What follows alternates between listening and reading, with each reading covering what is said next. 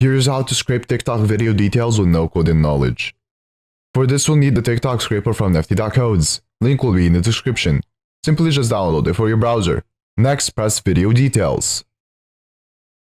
As you can see, we extracted this video details. To extract more, simply just go to a different video. And there you go. I will do it one more time. Now head to the settings. Then press on Stored Data. In here you can find all the data you scraped. You can specify some data to delete or move to export. Now to customize this, press on Customize.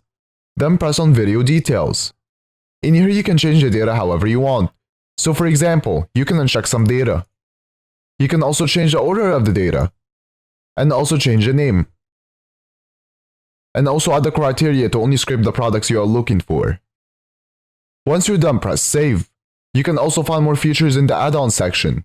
Now to export this, press Add to Export List. Then press Export. You can export it in many different ways. I will export as HTML. After exporting, here is all the data we extracted.